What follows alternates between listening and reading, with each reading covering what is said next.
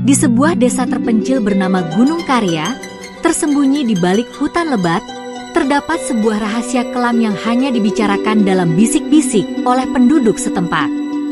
Desa itu terlihat biasa saja di siang hari.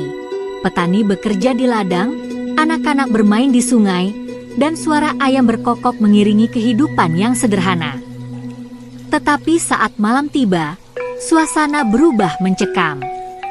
Warga desa sering mendengar suara aneh dari arah hutan, nyanyian seperti mantra dalam bahasa asing, dan cahaya lilin yang berkedip-kedip di antara pepohonan. Konon, di sanalah tempat berkumpulnya sebuah sekte rahasia, pemuja setan yang sudah ada sejak berabad-abad lalu. Ceritanya dimulai ketika seorang pemuda bernama Arman, yang baru kembali dari kota setelah menamatkan kuliah, memutuskan untuk menghabiskan beberapa bulan di desa kelahirannya. Arman ingin menikmati suasana tenang desa, jauh dari hiruk-pikuk kota. Tetapi sejak ia tiba, ia merasakan sesuatu yang aneh. Malam pertamanya di desa dihiasi mimpi buruk. Ia bermimpi melihat sekelompok orang mengenakan jubah hitam dengan tudung menutupi kepala mereka. Mereka berdiri mengelilingi sebuah altar batu besar dengan simbol-simbol misterius yang terpahat di permukaannya. Di tengah altar, terdapat seekor kambing hitam dengan mata merah menyala. Saat salah satu dari mereka mengangkat belati, Arman terbangun dengan tubuh berkeringat dingin. Paginya, Arman mencoba melupakan mimpi itu dan bertanya kepada neneknya tentang suara-suara dari hutan. Namun, neneknya hanya menggeleng. "Jangan terlalu jauh ke hutan, Nak. Itu bukan tempat untuk manusia biasa," katanya sambil menunduk, seolah menyembunyikan sesuatu. Rasa penasaran Arman semakin besar ketika ia mendengar cerita dari beberapa pemuda desa tentang orang-orang yang pernah hilang setelah memasuki hutan di malam hari. Mereka mengatakan bahwa siapapun yang mencoba mencari tahu tentang cahaya lilin di hutan akan dibawa pergi.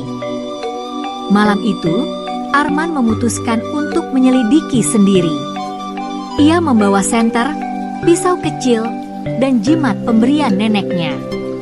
Saat ia memasuki hutan, suasana berubah. Suara jangkrik mendadak hilang, dan hanya terdengar desiran angin di antara pohon. Tiba-tiba, Arman melihat cahaya lilin dari kejauhan. Ia mendekati cahaya itu dengan hati-hati, dan di balik semak-semak, ia melihat pemandangan yang mengerikan.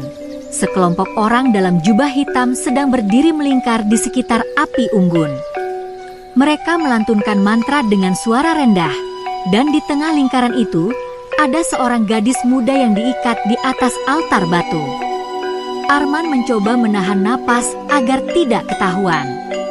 Namun, ketika ia melangkah mundur, kakinya menginjak ranting kering. Krak! Suara itu membuat semua anggota sekte menoleh ke arahnya dengan serentak.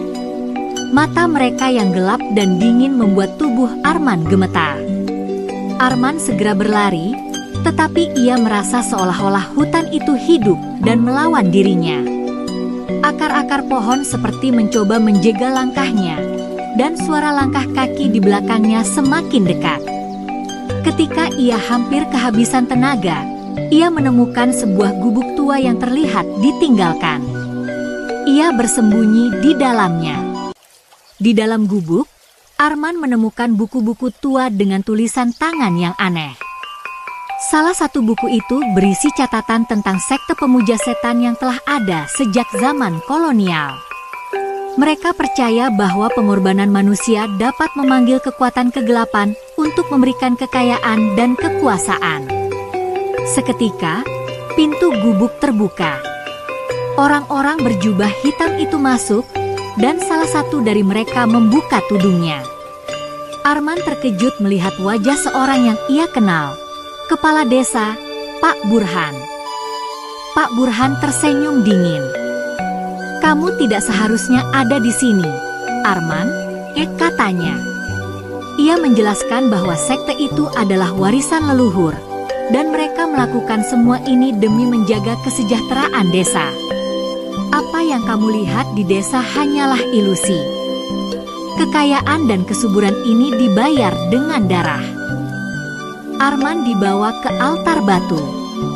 Namun, ketika mereka hendak mengorbankannya, jimat pemberian neneknya mulai bersinar terang. Cahaya itu membakar tangan-tangan pemuja setan yang mencoba mendekatinya. Arman segera mengambil belati di altar dan melawan mereka. Dalam kekacauan itu, ia berhasil melarikan diri. Keesokan harinya, Arman melapor ke polisi. Namun, ketika mereka tiba di lokasi sekte, tempat itu sudah kosong. Tidak ada altar, tidak ada jejak lilin, bahkan gubuk tua itu pun hilang.